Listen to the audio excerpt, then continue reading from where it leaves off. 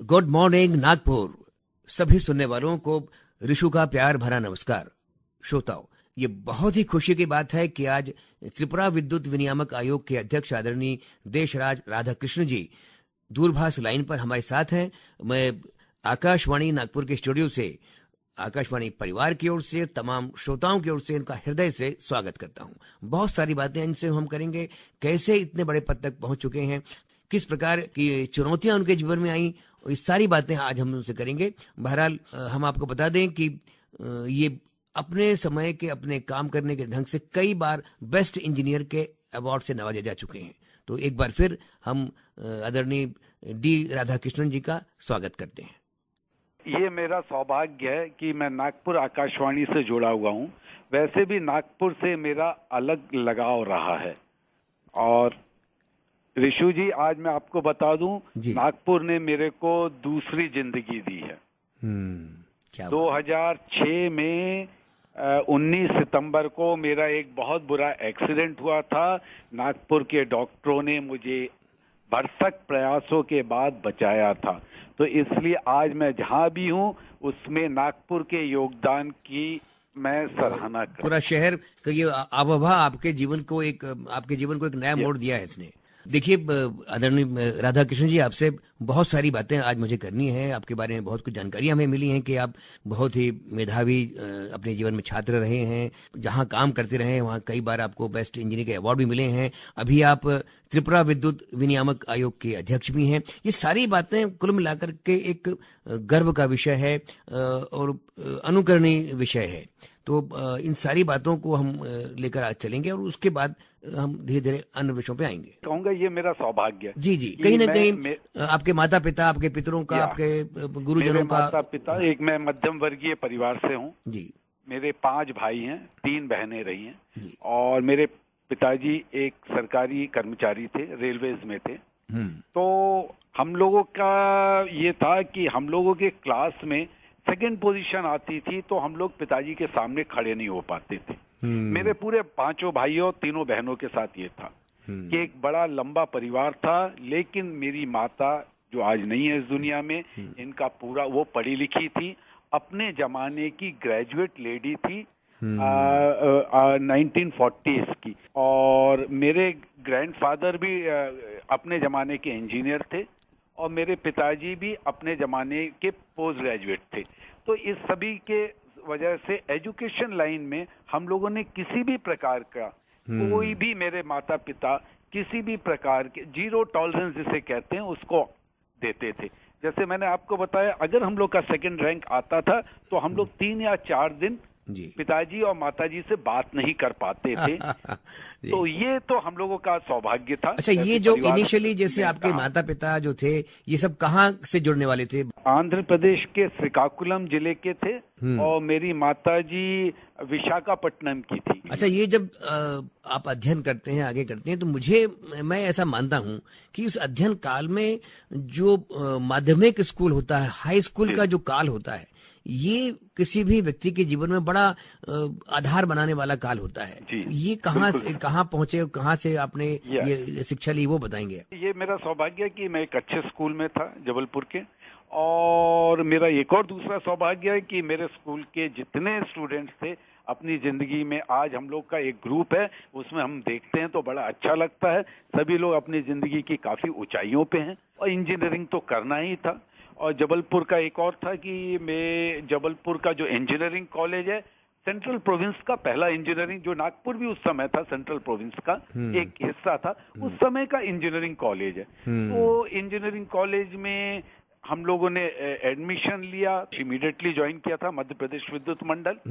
और मध्य प्रदेश विद्युत मंडल उन जमाने का, अपने मध्य प्रदेश विद्युत मंडल उस जमाने का राष्ट्र के सभी विद्युत मंडलों में सर्वोपरि रैंक पे था। कंजम्पशन और डिमांड की बात करें अंग्रेजी में, तो डिमांड 30-40% कम रहती थी कंजम्पशन से। क्या बात? तो इसकी वजह से कंजम्पशन नहीं हो पाता था, एग्रीकल्चरिस्ट को पावर नहीं मिल पाती थी, स्टूडेंट्स को गाँव में पावर नहीं मिल पाती थी, और बिजनेसमैन को, इंडस्ट्रियलिस्ट को पावर नहीं मिल पाती थी। तो मेरे को ये लगा कि एक चैलेंजेस है और हम लोग को इस फील्ड में पढ़ाई की है तो हम लोग को विद्युत मंडल को ज्वाइन करना चाहिए।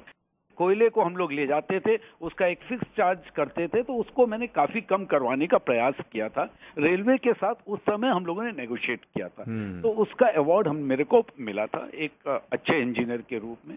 और इसका ये भी अवार्ड हुआ कि मेरे को जिस प्राइवेट कंपनी में जॉब मिला वो आज की तारीख में इंडिया की एक अच्छी प्राइवेट कंपनियों में गिनी जाती है, नंबर 1 ही बोलिए। उस प्राइवेट कंपनी में मैंने अपने उन दिनों को याद किया था जब वो प्राइवेट कंपनी ऊपर आने के लिए स्ट्रगल कर रही थी। वो मैं अहमदाबाद की कंपनी है, उन दिनों में हुआ करती थी, वो पावर प्लांट्स में आना चाहते थे। आज की तारीख में उन्होंने काफी जगह बहुत नाम कमाया, लार्जेस्ट पावर ट्रेडर हैं, लार्जेस्ट कोल ट्रेडर हैं और लार्जेस्ट डिस्ट्रीब्यूशन नेटवर्क में भी आना चाहते हैं। तो यहाँ पे भी काम करने का अलग सौभाग्य मिला मुझे कि मेरे को समझ में आया रिस्क क्या होती है, रिस्क कैसे लेनी चाहिए और कैसे अपने आप को आगे बढ़ने की सोचना चाहिए। तो मैंने काफी वहां पे भी सीखा। मध्य प्रदेश में एक ग्रुप में कैसे सीखना चाहिए। हम लोग पावर प्लांट को जो कमीशन करते थे 210 मेगावाट की यूनिट उन जमाने में होती थी, तो हम लोगों के पास एक चैलेंज होता था कि कल सवेरे जाके हम लोग को करना क्या है। पूरे भारत में देखेंगे तो बिजली को लेकर के जबरदस्त लोगों में बड़ा संतोष रहता रहा है और फिर ये धीरे धीरे सौभाग्य है कि बिजली ऐसा है कि बिजली के साथ 3-4 चीजें जैसे मैं पूरे श्रोताओं को बताना चाहूंगा। बिजली के साथ ऐसा है कि बिजली एक या तो कॉमोडिटी के रूप में ली जाए या सर्विसेज के रूप में ली जाए या एक्सचेंज के रूप में लिया जाए या गुड्स के रूप में लिया जाए। इन सब बातों की वजह से, क्योंकि बिजली अगर हम बना लें और उसका कंजम्पशन ना हो तो उसकी भी लागत देनी पड़ेगी। अगर बिजली, क्योंकि स्टोर कर नहीं सकते आज की तारीख में, आपने देखा होगा स्टोरेज की भी बातें काफी हो रही हैं। अभी आपको मैं बताऊं कि सोलर में ये बोला जाता है कि सूरज आज यहाँ पे इंडिया में है तो इंडिया में दिन में है, अमेरिका में रात को होगी। अगर पूरा एक यूनिफॉर्म ग्रिड बन जाता है तो सोलर के थ्रू पावर जो बनेगी पूरे वर्ल्ड में 24 घंटे रह सकती है। तो उस पे भी रिसर्च वर्क जापान में चल रहा है। इवन मेरी अगर जानकारी सही है तो भारत सरकार ने भी इस बाबत में काम करना स्टार्ट किया है। क्या सोलर को भारत से अमेरिका और अमेरिका से भारत में अगले 10 साल, 20 साल, 30 साल में भेजा जा सकता है। सोलर में हम काफी रोल कर रहे हैं। तो जहां तक मैं बिजली के आपका जो क्वेश्चन है कि बिजली असंतोष का कारण, बिजली एक लाइफ लाइन है। राधा कृष्ण जी की धीरे धीरे भारत देश उस कमी से काफी उभरा है। तारीख में ये कंट्री में बिजली की सरप्लस लागत है। जैसे मैंने बताया कि आज की तारीख में हमारी जो डिमांड है उससे ज्यादा 85,000, 175,000, 190,000 के आसपास है, जबकि कंजम्पशन जो पावर प्लांट इंस्टॉल्ड हुए 4 लाख मेगावाट के आसपास हुए। मैं जिस राज्य को अभी बिलोंग करता हूं, हमको बताने में बड़ी खुशी होती है कि त्रिपुरा में आज की तारीख में हम ना केवल अपनी बिजली बनाते हैं, हम बाजू के देश में प्रदेश की बात नहीं कर रहा, बांग्लादेश की जो पावर की जो डिमांड है 1/3 बांग्लादेश की पावर की डिमांड हम त्रिपुरा राज्य से पूरी करते हैं। क्या तो बात है। बेसिकली बिजली के साथ ये सौभाग्य है कि जहाँ पे संसाधन हो वहां पे बिजली बन सकती है, जहाँ पे योग्यताएं हो वहां पे क्लेवरली, स्मार्टली हम उसको डिस्पोज ऑफ भी कर सकते हैं। और जहां तक आपने बताया बिजली का, अगर आप देखोगे पर कैपिटा कंजम्पशन के हिसाब से बिजली की वो मानी जाती है, तो आप अगर देखोगे 1947 और 2020 में बिजली में 40 किलोवाट पर कंजम्पशन से बढ़ते हुए अभी हमारे 1300-1400 किलोवाट, जबकि पॉपुलेशन 4 गुना हुई है। जी जी। तो उस हिसाब से आप देखोगे तो बिजली में जबरदस्त काम हुआ है। जी जी। अगर पॉलिसीज की बात की जाए, गवर्नमेंट बिजली के साथ एक ये था कि बिजली, इसे अंग्रेजी में कॉन्करेंट लिस्ट में है, कॉन्स्टिट्यूशन की कॉन्करेंट लिस्ट में स्टेट का भी सब्जेक्ट है, सेंट्रल का भी सब्जेक्ट है। स्टेट भी बनाती है, सेंट्रल भी बनाती है। स्टेट भी डायरेक्शन देती है, सेंट्रल भी डायरेक्शंस देती है। तो इस हिसाब से अगर देखा जाए तो एक अच्छा समन्वय है, बिजली के साथ एक अच्छा समन्वय हो रहा है। आज की तारीख में मैं बिजली किस रेट पे अपने ग्राहकों को दे रहा हूं, ग्राहकों को ये जानने का पूरा अधिकार है कि ये बिजली कितने में बनी, कितने में कोयला खरीदा गया, कितने में गैस खरीदी गई, कितने में आदमी खरीदे गए, कितने में बने हैं। ये पूरा हम लोग वार्षिकी रूप से, इसका पूरा लेखा जोखा रखते हैं। से बजट टाइप का, जिसे टैरिफ बोलते हैं, वो पेश करते हैं, पब्लिक प्रोफाइल में पेश होता है, न्यूज़पेपर में आता है, और उसके बाद उनके कमेंट्स को हम ऑनर करते हैं। देखते हैं कहीं हमारे ग्राहक जो हमसे बिजली खरीदते हैं वो सही बोल रहे हैं या नहीं बोल रहे हैं, तो उनकी बातों में कितना जोर दिया जा सकता है। तो बिजली के साथ ऐसा आज की तारीख में ये है, ये पूरी तरीके से ट्रांसपेरेंट मैनर में हम लोग बिजली बनाते हैं, बिजली ट्रांसमिट करते हैं और बिजली लोगों को देते हैं। निश्चित रूप से आप बधाई के पात्र हैं। मैं थोड़ा सा विषयांतर करना चाह रहा हूँ। मेरे साथी रालोरी जी कांच की दीवार से उस तरफ इशारा कर रहे हैं कि लंबी बातचीत हो चुकी है, कहीं कुछ संगीत की गुंजाइश होना चाहिए। हाँ, तो संगीत के साथ तो मेरे को वैसे मैं आपको बता दूं, पिक्चरों के साथ तो मैंने आखिरी पिक्चर शादी के पहले देखी थी। इसके बाद मैंने जबकि मैं बंबई के उस एरिया में रहता हूँ जहाँ पे केवल पिक्चर, मेरे ऊपर में भोजपुरी पिक्चर, ये गोरखपुर के मेंबर ऑफ पार्लियामेंट है रवि किशन जी, जी। और हम जिस बिल्डिंग में रहते हैं, फिल्म लाइन वाले पूरे उस रवि कालरा, सिवनी, नागपुर एरिया के एहसान कुरैशी जी भी मेरे नेबर हैं। मेरे को संगीत से काफी प्यार रहा है। कस्मे वादे वो तो है ही। हाँ, ये कस्मे वादे आप बता रहे हैं, ये उपकार फिल्म का गीत रहा है, तो ये आपका पसंद का गीत है। यहाँ तो चलिए मैं आपको भी ये गीत सुनाता हूँ और तमाम श्रोताओं को भी ये गीत सुनाकर उनका महान मनोरंजन करते हैं। कसमें वादे प्यार वफा सब बातें हैं, बातों का क्या। कसमें वादे प्यार वफा सब बातें हैं, बातों का क्या। कोई किसी का नहीं ये झूठे नाते हैं, नातों का क्या। कसमें वादे प्यार वफा सब बातें हैं, बातों का क्या।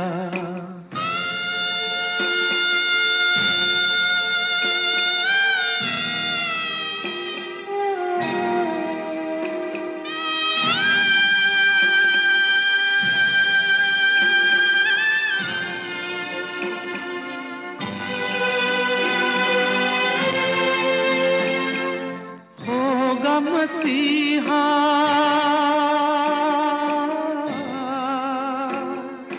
होगा, मसीहा सामने तेरे, फिर भी न तू बच पाएगा। तेरा अपना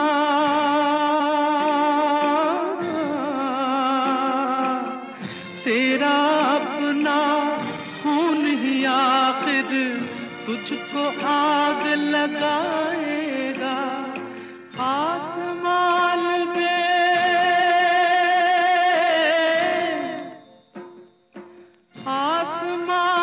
पे उड़ने वाले मिट्टी में मिल जाएगा। कसमें वादे प्यार वफा सब बातें हैं, बातों का क्या।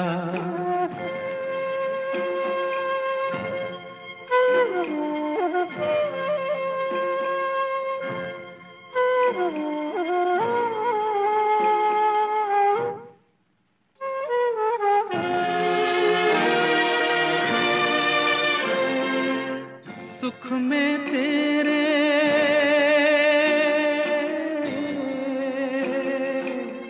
सुख में तेरे साथ चलेंगे, दुख में सब मुख मोड़ेंगे।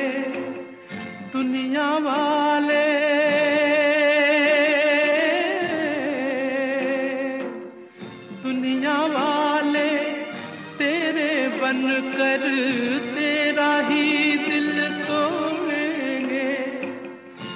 देते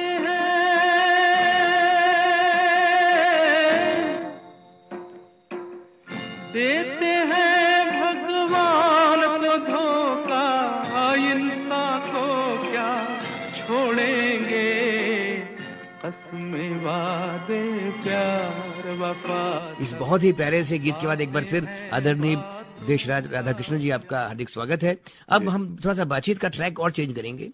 एक सफल व्यक्तित्व के रूप में आप जाने जाते हैं और कई सफलताएं आपके साथ जुड़ी हुई हैं। कहीं आपको लगता है कि इसमें आपके परिवार के जो सदस्य, खास करके पत्नी की भूमिका है, बच्चों की भूमिका है, कहीं शामिल है उसमें? मैं बोलता भी हूँ कि बाकी लोग के साथ मेरी माँ, मेरी पत्नी और मेरी बेटी, ये मेरे तीनों बेस्ट एडवाइजर रहे लाइफ में। और मैं आपको बता दूं, मेरी पत्नी भी इंजीनियर रही है। वो अपनी बैच की, मध्य प्रदेश की, वो भी टॉपर रही है। और वो भी, लेकिन उसने मेरे को साथ साथ हर जगह दिया है। अहमदाबाद हो, बम्बई हो, हैदराबाद हो, कलकत्ता हो और इवन त्रिपुरा हो, उसने हर जगह मेरे को साथ दिया है। और मेरी बेटी भी मेरी बहुत अच्छी गाइड है। तो ये तीनों मेरे बहुत अच्छे वेल विशर रहे। और इसके अलावा लोगों का काफी सहयोग हमेशा मिले। अच्छे दोस्त रहे मेरे, काफी अच्छे दोस्त रहे। एक आध ऐसी कोई घटना बताइए जिसमें लगे कि कहीं आप अंदर से टूट गए होंगे, तकलीफ हो या मन को खराब लग रहा होगा, और परिवार ना होता तो आप की स्थिति कुछ और होती। कुछ घटनाएं ऐसी हुई हैं लाइफ में, हर एक की लाइफ में होती है। जैसे मैं एक अच्छी खासी सरकारी नौकरी में था, उसके बाद मैं एक अच्छी खासी प्राइवेट नौकरी में था। थोड़ा सा लालच आया कि मैं भी कुछ कर सकता हूं, तो उसकी वजह से मैं जब आया तो फिर मैं टूटने लगा था कि ऐसा लग रहा था कि कोई काम नहीं मिल रहा है बिजनेसेस का। आज की तारीख में मैं एक आर्टिकल लिख भी रहा हूं कि कोविड-19 के बाद जो मिडिल एज एंटरप्रेन्योरशिप है, उनको किस तरीके की रिस्क से बचना चाहिए। तो उसमें सबसे पहला मैं पॉइंट भी यही ले रहा हूं, मेरी कमियों से आपको सीखना पड़ेगा। मैंने कहां गलतियां हुई हैं मेरे से, या कहां मैं टूटा हूं, वो है। लेकिन टूटना जुड़ना तो लगा रहता है, लाइफ में चलता रहता है। ऐसा ये हुआ था कि मेरी जो कैलकुलेशन में मेरा एक एक्सीडेंट हुआ था, बॉम्बे में एक एक्सीडेंट हुआ था, फिर नागपुर में एक एक्सीडेंट हुआ था। उसकी वजह से मैं थोड़ा बहुत टूटा था, लेकिन फिर मैं उठ के खड़ा हुआ हूं। मैं एक बार वो स्टैंड के साथ चल रहा था, तो एक ऑटो वाले को मैंने सड़क के उस तरफ छोड़ देना। तो उसने छोड़ा, और मैंने जब उसको पैसे देने के, बंबई की बात कर रहा हूँ, तो पैसे देने की इच्छा, तो बोले नहीं सर, इतने छोटे से काम के लिए मैंने तो आपकी मदद की है, तो मैं पैसे नहीं लूंगा। तो उस दिन से मैंने वो उसको वहीं चलने वाला स्टैंड वहीं छोड़ दिया। मैंने बोला नहीं, अब मुझे किसी की सहानुभूति की जरूरत नहीं है, मैं खुद अपने पैरों पे खड़ा रहूंगा। तो ये ऐसे थोड़े बहुत वो मिले हैं लाइफ में। जैसे नागपुर में जो एक्सीडेंट हुआ था, उसके बाद भी जिस तरीके से नागपुर में मेरे ब्रदर आए थे, तो वो दंग रह गए थे। बोले कि एक नागपुर तुम्हारे लिए एक नया शहर था, इसके बावजूद भी हर दिन 10-12 आदमी आपको देखने आते थे मेडिकल हॉस्पिटल में। तो वो बोले कि आप लोग आपको देखने आते थे 8-10 दिन। बोले, मैंने बोला कि ये सब प्यार था इन लोगों से। मेरे काफी फ्रेंड्स हैं नागपुर में, काफी फ्रेंड्स हैं। अभी भी मेरे फ्रेंड्स लगातार नागपुर से लगातार टच में रहते हैं। रामदास पेट हुआ, या मेरा एक छोटा सा गेस्ट रूम मैंने लिया था ये साई मंदिर के पीछे। ये वर्धा रोड कहलाता है ये का। तो क्योंकि मेरे को लगा था होटलों का हर महीने देने की बजाय मैंने गेस्ट रूम लिया था, जिसमें मेरी स्टेबिलिटी हो जाए और वो काम भी चलता रहे। और नागपुर में मेरा क्लाइंटाइल बेस भी बहुत बढ़ा रहा है, बहुत बढ़ा रहा है। आप लोगों के सबके वो हैं, वो नितिन गडकरी जी से मेरे, क्योंकि वो उनको भी मैं देखता हूँ ग्रामीण परिवेश में, और मैंने बायोमास में काफी काम किया। तो नितिन गडकरी जी का वो जो बायोमास का प्लांट है, उसका मैं वो रहा हूँ, एडवाइजर रहा हूँ। और उसके बाद उसमें यही हुआ है कि भाई आप जो बायोमास बनाते हो, तो उससे लोगों को, आप बायोमास एक पावर के रूप में नहीं है। आप जो आदमी लगा रहा है बायोमास, जो काट रहा है, जो तौल रहा है, जो बेच रहा है, जो खरीद रहा है, जो उससे पावर बना रहा है, जो उसकी डस्ट को, तो उसमें 1 मेगावाट बायोमास में हम लोगों ने उस समय ये कैलकुलेट किया था 40 आदमियों को हम डायरेक्ट या इनडायरेक्ट एम्प्लॉयमेंट देते हैं। तो ये सब एक छोटे छोटे एग्जाम्पल्स हैं कंट्री में, वो हम कर सकते हैं, अच्छे से कर सकते हैं। और ये सब सबक हमें काफी सीखने को मिला है। मैं इसलिए आपका ले रहा हूँ। और यहाँ पे इवन त्रिपुरा में भी मैं जब आया, आज मेरे को 1 साल लगभग होने को आ रहा है, तो यहाँ पे भी मिलने को बहुत है। मैं आपको बताऊं कि यहाँ पे भी हाईली टैलेंटेड लोग हैं।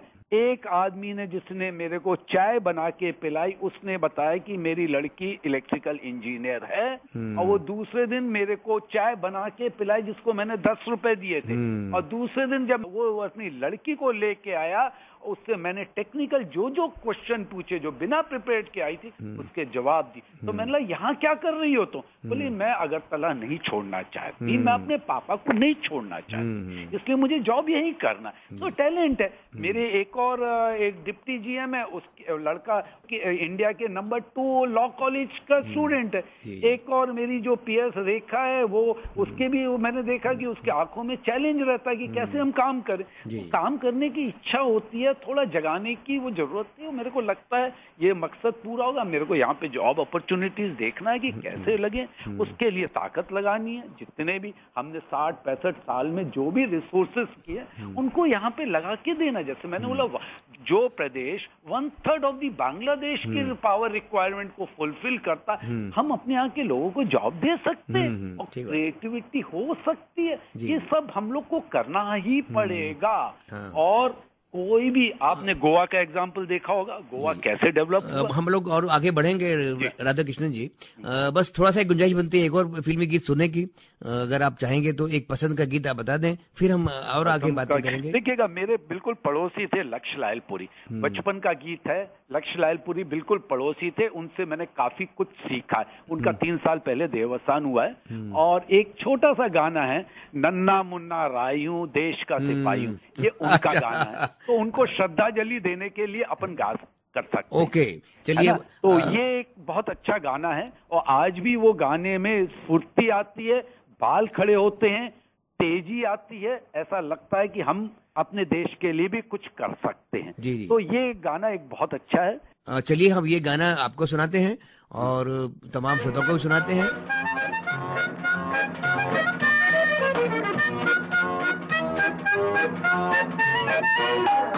नन्ना मुन्ना राही हूँ, देश का सिपाही हूँ, बोलो मेरे संग जय हिंद जय हिंद जय हिंद जय हिंद जय हिंद। नन्ना मुन्ना राही हूँ, देश का सिपाही हूँ, बोलो मेरे संग जय हिंद जय हिंद जय हिंद जय हिंद जय हिंद।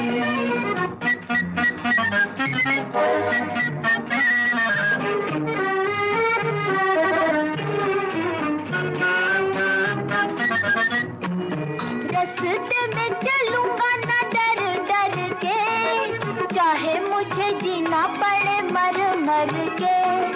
मंजिल से पहले ना लूंगा कहीं दम,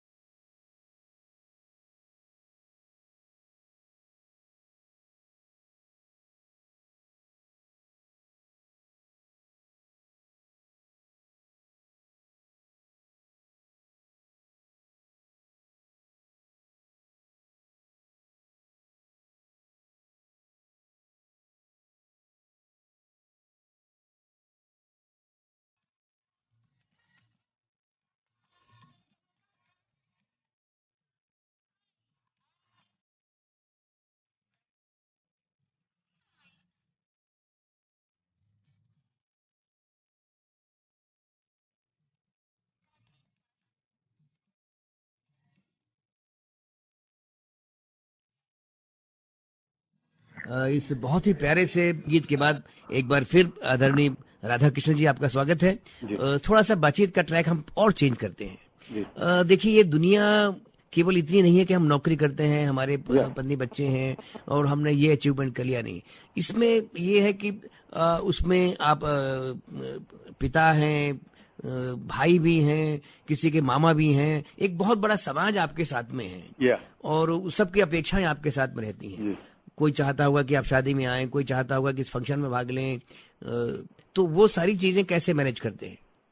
अभी तो बेसिकली मेरे अपने पारिवारिक, मेरे जैसे मैंने बोला, हम लोग एक लार्ज फैमिली को बिलोंग करते हैं, तो मेरे भाई बहनों में बहुत प्यार है, आपस में बहुत प्यार है। हम लोग लगभग हर फंक्शन में मिलते रहते हैं। और मेरी बेटी हैदराबाद यूनिवर्सिटी में पीएचडी कर रही है और उसका भी जेंडर साइंस में वो है, वो भी काफी टच में रहती। मेरा बेटा भी बॉम्बे आईआईटी का ही पास आउट है, तो वो भी, हम लोग अपने बच्चों के साथ लगातार टच में रहते हैं। मेन बच्चों को बच्चे कम, दोस्त ज्यादा समझते नहीं। वो मैं परिवार से हटके बात कर रहा हूँ, एक जो सोशल लायबिलिटी होती है, और जो भाई बहन के रिश्तेदार, और मेरे तो भाई बहन तो सभी हैं। तो आज की तारीख में व्हाट्सएप वगैरह आ गया, फेसबुक आ गया, तो बर्थडे ग्रीटिंग ये वो तो होने लगे। लेकिन इसके पहले भी, आज से 20 साल पहले भी हम लोग टच में रहते थे। पोस्ट कार्ड, नहीं तो एनवलप, नहीं तो टेलीफोन, नहीं तो हम लोग का एमपीबी में चक्कर था कि एमपीबी में हम लोग का पीएलसी लाइन होती थी, तो उसकी वजह से हम लोग जैसे कन्वीनियंटली हम लोग टच में आ जाते थे लोगों से, बाहर भी रहते, तो टच में तो रहते ही हैं। और हम लोग को और क्या है कि आप क्या ले जाओगे, आप क्या छोड़ जाओगे, तो दुनिया में ये आपकी फ्रेग्रेंस और सुगंध कब तक है, वही आपको मैटर करती है। जी, जो मेरी जिज्ञासा थी कि एक जो सामाजिक जिम्मेदारी होती है वो भी आप पूरा करते हैं, ये बहुत अच्छी बात है। और एक मैं कोशिश करता हूँ, मेरे को लगता है कुछ कमियां होती हैं, लेकिन मैं कोशिश करता हूँ कि पूरी करूँ, सामाजिक वो रहती पूरी करूँ। किसी का बर्थडे है तो मैं चाहूंगा कि उसको मैं ग्रीट करूँ, पर्सनल लेवल पे ग्रीट करने की कोशिश करता हूँ। किसी का कोई फंक्शन हो, कुछ हो, तो मतलब पक्का ये सामाजिक और सांस्कृतिक और इसमें मैं पूरी कोशिश करता हूँ। हाँ जी। एक अंतिम अवस्था में है और हालांकि मन में प्रश्न बहुत सारे थे।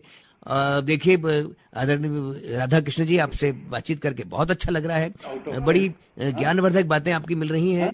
तो आइए हम फिर कभी और बातचीत करेंगे। बहरहाल आपने बहुत ही कीमती वक्त दिया है, इसके लिए आकाशवाणी नागपुर की परिवार की ओर से और श्रोताओं की ओर से आपका हृदय से मैं आभार व्यक्त करता हूँ।